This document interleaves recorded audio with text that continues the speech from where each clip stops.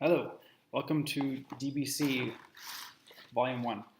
Today I'm talking about Motivational Interviewing, the third edition by William Miller and Stephen Rolnick. Really cool book. I'm about that much through with it. The basic structure of the book is there are 7 sections. The first section is an introduction, an overview. And then the next 4 sections cover the 4 basic processes of motivational interviewing, which are engaging, focusing, evoking, and planning. And then there is a motivational interviewing everyday practice and evaluating motivational interviewing. So some kind of like analysis after we're done, getting to know what it is. It's a lot that I read this week. The first section, what is motivational interviewing? They provide 3 different definitions as the first section unfolds.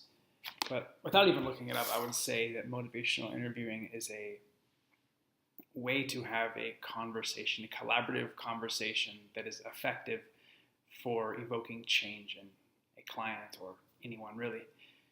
And yeah, there's a lot that I learned this week. A lot of things are counterintuitive to things that I've studied in the past as far as influence and persuasion. It's really... There's kind of 2 different models, one that I've studied before, which is, saying the right words and framing things in the right way and setting things up so that people will be more receptive to a certain message. Versus in this, and that's kind of a conflict model that's like, oh, well, I have this idea and I need to kind of, if not trick, convince this person subtly or not so subtly to accept this idea. And what I've gotten out of motivational interviewing so far is that the influence and all that stuff is great. Actually, Robert Cialdini's book, Influence, has been referenced at least three times so far in the first third of the book, and he's in the bibliography. But I guess the question is, well, what if the person themselves gave themselves the arguments for change? That's one question, and the claim of motivational interviewing is that it's a more effective way to have change. So there's a lot of things, let's say, between kind of influence versus motivational interviewing, where on influence there's can tend to be this idea, which this goes back to Freudian psychoanalysis and everything too, that there's the counselor, the therapist, whatever, as the authority, and they have information and it's their job to get that, to sort of open up their client's head, put the information in, put it back, give them a pat on the shoulder, and they're good. But here it's an opposite model.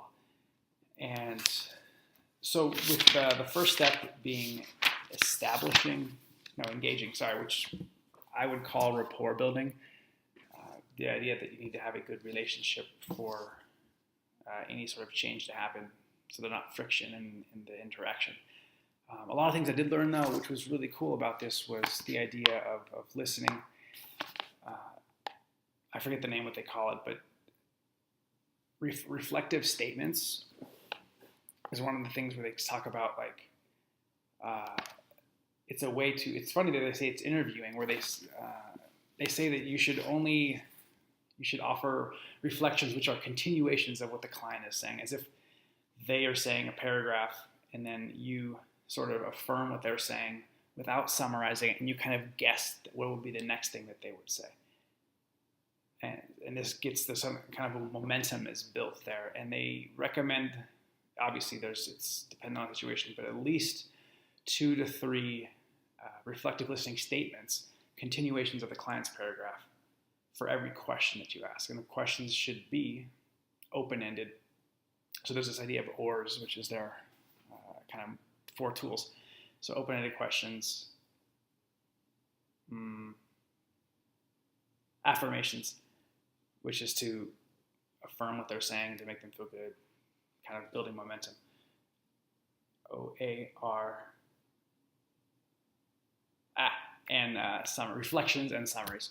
So reflect what they're saying. It's really cool. It's kind of an improv game, and it's okay to, if you guess wrong, they've found that it doesn't tend to decrease rapport, but they'll correct you and you can continue moving on.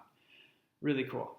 And then summaries are just longer versions of the reflections. So it's very client-centered is another term that comes up. and you're focused on them and what they want to do, and there's this idea of ambivalence, not resistance, which I'm not sure about that one. I don't know. I think that a lot of the times ambivalence being that people aren't sure what to do. I think people know what to do, but that's my opinion at this point.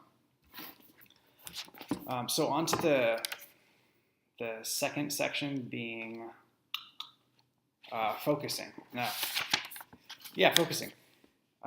Really cool. There's three different situations where the client can come and they already know what they want to talk about or what they need to change, and that's great.